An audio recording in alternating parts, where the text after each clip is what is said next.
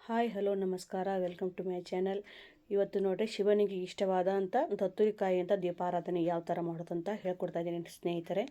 ನೋಡಿರಿ, ಇವತ್ತು road side ಬೆಳೆಯುವಂಥ ದತ್ತುರ ಗಿಡ.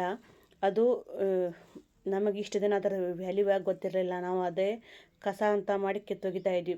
ಅದು ಶಿವನಿಗೆ ಇಷ್ಟವಾದ ಹೂ ಅಂತ.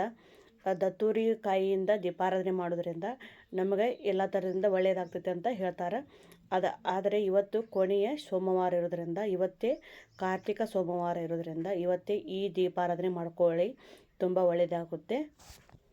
ರೋಡ್ ಸೈಡ್ ಬೆಳೆಯುವಂಥ ಈ ಗಿಡವನ್ನು ನಮ್ಗೆ ಅದರ ವ್ಯಾಲ್ಯೂವ ನಮ್ಗೆ ಗೊತ್ತಿರಲ್ಲ. ಶಿವನಿಗೆ ತುಂಬ ಇಷ್ಟವಾದ ಗಿಡವಾಗಿದ್ದರಿಂದ ಅದರ ಕಾಯಿ ದೀಪಾರಾಧನೆ ಶಿವನಿಗೆ ಪ್ರಿಯವಾಗಿದ್ದು. ಮತ್ತು ರೀ ಅದನ್ನು ನಾವು ತರಬೇಕಾದ್ರೆ ಜಾಗೃತಿಯಿಂದ ತರಬೇಕು ನೋಡಿರಿ. ಸುತ್ತಲೂ ಆ ಕಾಯಿ ಸುತ್ತಲೂ ಮುಳ್ಳಿರೋದ್ರಿಂದ ನಾವು ನಿಧಾನವಾಗಿ ಆ ಗಿಡದಿಂದ ನಾವು ಕತ್ತರಿಸ್ಕೊಂಡು ಮಣಿ ತಂದ ನಂತರ ಅದನ್ನು ತೊಳ್ಕೊಂಡ್ರಿ. ಅದನ್ನು ಆಮೇಲೆ ಅದನ್ನು ತೊಟ್ಟು ಗಚ್ಚಿ ಹಿಡಿದ ಅದನ್ನು ಅಲ್ಲಿ ಮುಳ್ಳಿರಲ್ಲ, ತೊಟ್ಟರ ನಂತರ ಮುಳ್ಳಿರಲ್ಲ, ಅದನ್ನ ಗಚ್ಚಿ ಹಿಡಿದು ಮೇಲೆ ಅದ್ರ ತುದಿಯನ್ನು ಮೇಲೆ ನಾವು ಕತ್ತರಿಸ್ಕೊಂಡ್ರು.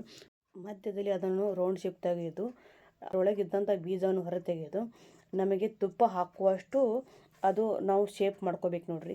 ಆಮೇಲೆ 2 ಎಳೆ ಬತ್ತಿಯಿಂದ ಅದರೊಳಗೆ ಹಾಕಿ ನಮ್ಮ ತುಪ್ಪವನ್ನು ಹಾಕಬೇಕು ನೋಡ್ರಿ. ಆಮೇಲೆ ಇದಕ್ಕೆ ನಮಗೆ ಒಂದು ಹಿತ್ತಾಳೆ ತಟ್ಟೆ ಬೇಕಾಗಿರ್ತೈತೆ. ಹಿತ್ತಾಳೆ ತಟ್ಟೆ ಅದರ ಮೇಲೆ ಅಕ್ಕಿಯನ್ನು ಹಾಕ್ಕೊಂಡು ಅದರ ಮೇಲೆ ಈ ಕಾಯಿಯನ್ನು ಇಡಬೇಕು ನೋಡ್ರಿ. ಅನಂತರ ಕುಂಕುಮ, ಅರಿಶಿನವನ್ನು, ಗಂಧವನ್ನು ಹಚ್ಚಿ ಪೂಜೆ ಮಾಡಿ, ಆಮೇಲೆ ಹೂವಿಂದ ಅಲಂಕಾರ ಮಾಡಿ ಶಿವನಿಗೆ ಈ ರೀತಿ ಮಾಡಿ ದೀಪಾರಾಧನೆ ಮಾಡೋದು ತುಂಬಾ ಉತ್ತಮ ನೋಡ್ರಿ. ಇದು ಮಾಡೋದ್ರಿಂದ ನಮ್ಮ ಕಷ್ಟಗಳೆಲ್ಲ ದೂರ ಆಗ್ತಾವೆ ಮತ್ತು ನಮ್ಗೆ ಈ ಬರುವಂಥ ಮುಂದಿನ ದಿನಗಳಲ್ಲಿ ಉತ್ತಮ ಸ್ಥಿತಿ ನಮಗೆ ದೊರಕ್ತಾವೆ ಅಂತ ಹೇಳಕ್ಕೆ ಇಷ್ಟಪಡ್ತೇನೆ ನೋಡ್ರಿ. ನಮಗೆ ಎಷ್ಟು ಕಾಯಿಂದ ದೀಪಾರಾಧನೆ ಮಾಡಬೇಕಪ್ಪ ಅಂದ್ರೆ ರೀ, ನಾವು 2 ಕಾಯಿಂದ ಮಾತ್ರ ದೀಪಾರಾಧನೆ ಮಾಡೋದು ಒಳ್ಳೆಯದು. ಆಮೇಲೆ ಇದು ತುಂಬಾ ಉಪಯುಕ್ತವಾದ ಮಾಹಿತಿ ನಿಮಗೆ ಹೇಳ್ಕೊಟ್ಟೀನಿ ರೀ. ಇವತ್ತೇ ಕೊನೆಯ ಕಾರ್ತಿಕ ಸೋಮವಾರ ಇರೋದ್ರಿಂದ ಈ ಸಂಜೆಯ ದೀಪಾರಾಧನೆ ಒಳಗೆ ಇವತ್ತು ಈ ದೀಪಾರಾಧನೆ ಮಾಡೋದು ತುಂಬಾ ಒಳ್ಳೆಯದು ನೋಡ್ರಿ. ಸಾಯಂಕಾಲ ಮಾಡೋದು ಮತ್ತು ಶಿವನಿಗೆ ಇಷ್ಟವಾದ ದೀಪ ಆಗಿದ್ದರಿಂದ.